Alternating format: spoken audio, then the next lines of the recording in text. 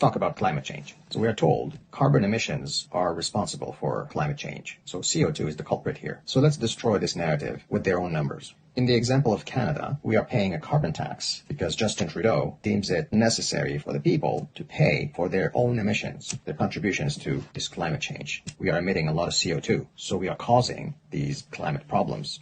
I don't see any problems, but okay, let's go with that.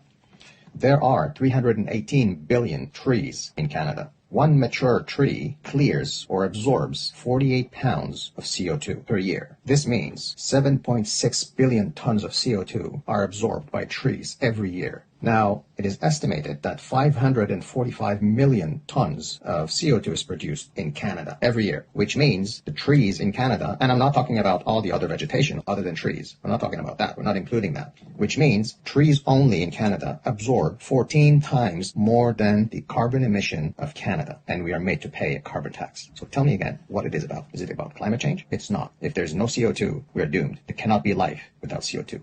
Now let's talk about the US. There are 228 billion trees in the United States with the capacity to clean 5.47 billion tons of CO2 every year. And the US produces 5 billion tons of CO2, which means the trees only absorb more than carbon emissions in the United States. So what are we talking about? Now let's move a little further. There's an estimate of 3 trillion trees around the world. The worldwide CO2 emission is at 37 billion tons, but the trees around the world absorb 72 billion, almost 73 billion tons of CO2, which means the trees around the world have the capacity to absorb twice as much carbon emission. Wake up. There's no CO2 problem. There's no carbon emission problem. There's no climate change. Wake up, people.